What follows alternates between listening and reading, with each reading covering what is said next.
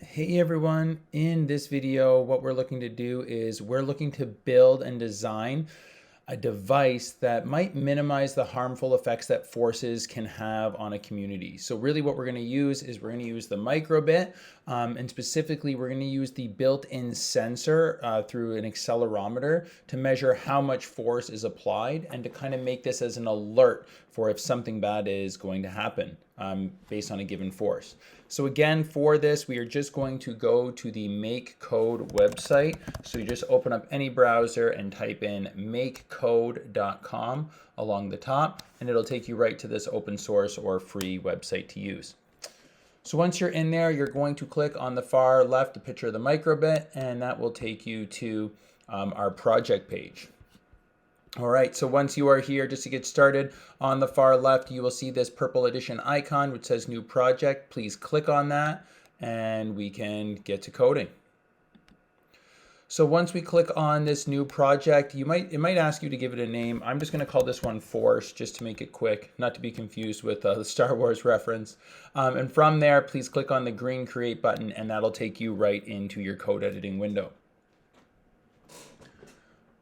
Okay, so here what we're going to do, we're in our simulator and now we want to monitor our code where, like, think if we're looking for things like any kind of seismographic waves or activity, or basically if you're monitoring any environmental hazard, you're always going to want to be tracking it. And what I mean by that is you wouldn't want to only do this like at certain hours of the day, because what happens if a large storm comes through at nighttime or early in the morning?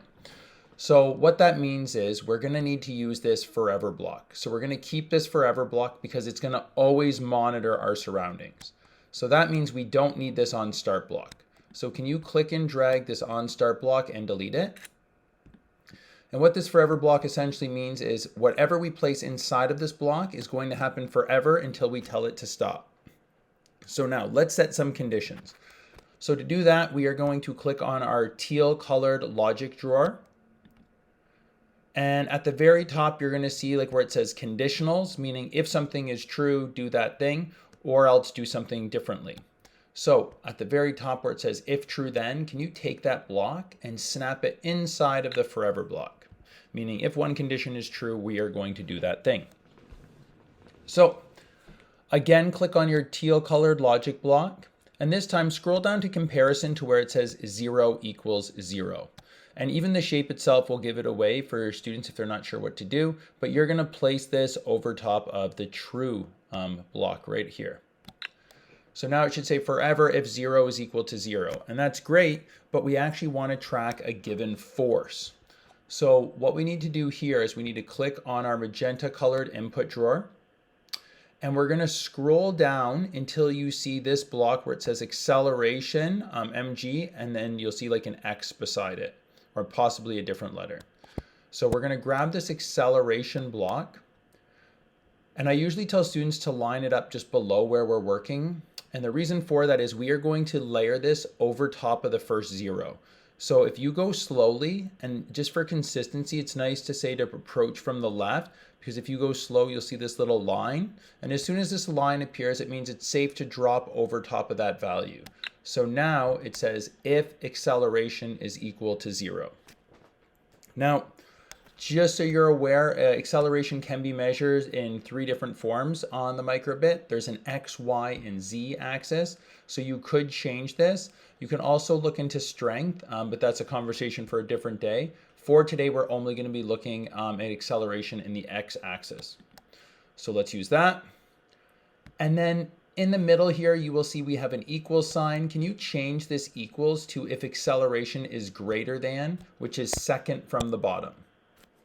So now, forever, if acceleration is greater than, and remember, a force of 0 right now means basically no force, and a force of 1023 means like maximum force. We want to give a relative force where we'd still have enough time to tell them that there's a warning. So we're going to type in 300.